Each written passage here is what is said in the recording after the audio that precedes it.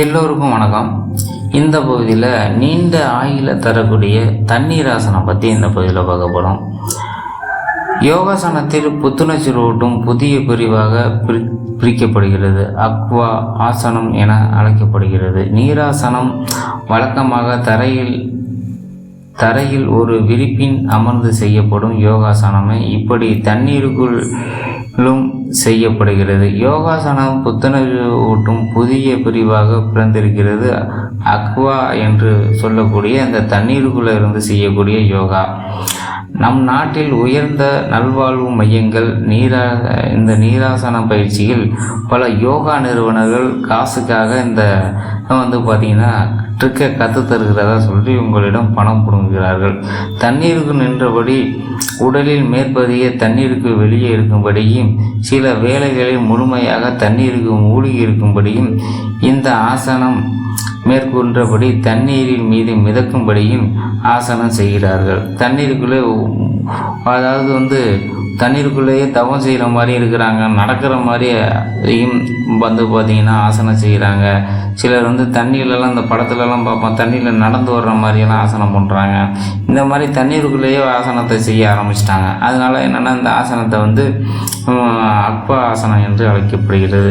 கடல்லையும் பார்த்திங்கனாக்க இந்த ஆசனத்தை செய்கிறாங்க. சில பொருள்கள் கிளப்புறாங்க. பட் இதில் எங்கே செய்கிறாங்கன்னு எனக்கு தெரியல. ஆனால் நீங்கள் ஒரு குளியல் தொட்டியை ரெடி பண்ணிக்கோங்க. ஃபுல்லாக தண்ணி இல்லாமல் ஒரு இடுப்பளவு இருக்கிற மாதிரி ஒரு குளியல் தொட்டியில் இந்த தண்ணீர் ஆசனத்தை நீங்கள் செய்யலாம். இந்த தண்ணீர் ஆசனத்தை செய்கிறதுக்கு முடிந்தவளவு வெளியே வரும் பொழுது உடல், மனம், உணர்வு எல்லாமே புத்துணர்ச்சி அடையப்படுகிறது. வழக்கமான தரையில் ஒரு விரிப்பில் அமர்ந்து செய்யப்படும் யோகாசனமே தண்ணீருக்கு இருந்து செய்யப்படுகிறது. முன்னும் நல்வாழ்வு மையங்கள் ஒன்றிய நிறுவனத்தில் கீழ் கபூர் இந்த சில யோகா நிறுவனர்கள் இதை ரொம்ப வித்தியாசமாக செய்கிறார்கள். ஒரு நல்ல புத்துணர்ச்சி அளிக்கிறான் தண்ணீருக்குள்ளே இருந்து இந்த யோகாசனம் செய்வதனால. உடல் ஆரோக்கியமாக இருக்கிறது. உடல் சூட்டையெல்லாம் குறைக்கிறதாம். உடலில் அடிப்படை பணிகள் மேற்கொள்ள உதவுகிறது. இந்த யோகாசனம் செய்யும்போது சிலருக்கு பார்த்திங்கன்னா யோகாசனத்தில் நன்கு தேர்ச்சி பெற்றவர்கள் புதிதாக அதில் ஈடுபடுவார்கள். தண்ணீர் ஆசனத்தை மேற்கொள்ளும் அதில் ஈடுபடுவர்கள் தண்ணீர் நலம் அளிக்கும் தண்ணீர் நன்மையில் அனுபவ ரீதியாக உணரலாம். வழக்கமான தரையில் மேற்கொள்ளும் ஆசனத்தை விட இதில் எடை குறைகிறது. உடல் உறுப்பு சராமரி நிலையில் ஹீட்டை குறைக்கிறது. தண்ணீர் முழங்கால் நீரின் நுரையீரல் விரிவுபடுகிறது. ஆக்சிஜன் அளவு ஒழுங்கு பெற்று உடல் எங்கும் பாய்கிறது. தண்ணீர் சூரிய நமஸ்காரம், விருத்தாசனம், சாசனம், அர்த்த சகராசனம், தனுசாசனம் ஆகிய பெரும்பாலான செய்யப்படுகிறது. சூரிய நமஸ்காரம் ஒட்டுமொத்த உடலையும் வலு பெற செய்கிறது. கூட்டு விருட்சாசன நிலையில் நெகிழ்வடையும் அர்த்த சக்கராசனம் முதுகெலும்பு மற்றும் பின்பகுதியை தசை நாணங்களை வலுப்பெற செய்கிறது.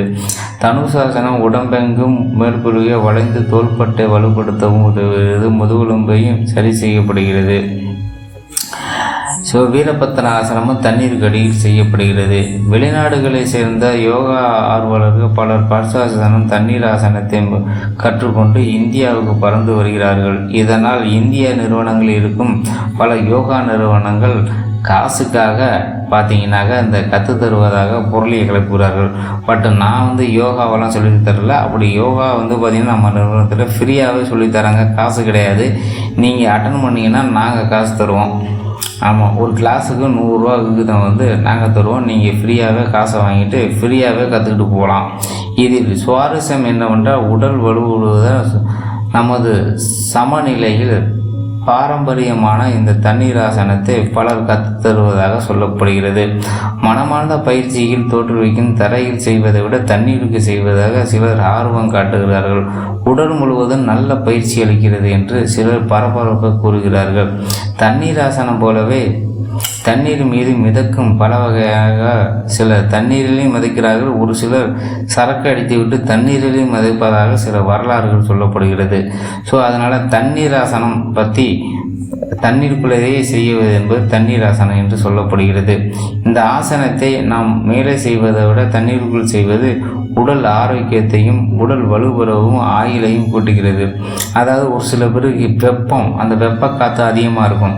அந்த வெப்ப காற்றை பார்த்திங்கன்னா இந்த தண்ணீர், அதாவது சோமன்னு சொல்லக்கூடியது, அந்த தண்ணீரை என்ன சொல்லுவாங்க, அந்த வேத காலங்கள்லாம் சொல்லுவாங்க சோமன்னு சொல்லுவாங்க.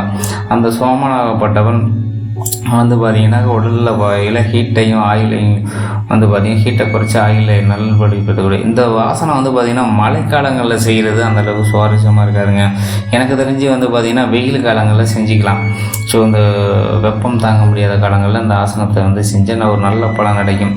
அதே மாதிரி இந்த ஆசனத்தை செஞ்சுட்டு நல்ல ஒரு விரிப்பில் அமர்ந்துட்டு திரும்ப சூரிய ஒளியில் நார்மலுக்கு வந்துடுறது ரொம்ப நல்லது. நீங்கள் அதுக்காண்டி உள்ளே போய் இறங்கிட்டு ஆழமான இதில் தண்ணிக்குள்ளே இறங்கிட்டு இந்த ஆசனம் போட்டு இறங்கினா மூச்சுக்குள்ளே தண்ணி போய் அப்புறம் உயிரே பாதிட்டு விடும். அதனால் அப்படி இருக்கட்ட தண்ணி தொட்டியில் வச்சு மேலோட்டமாக செய்கிறது கொஞ்சம் ஹீட்டை ஒரு டிஃப்ரெண்டான ஒரு மைண்ட் செட்டை உங்களுக்கு ஏற்படுத்தி தரும்.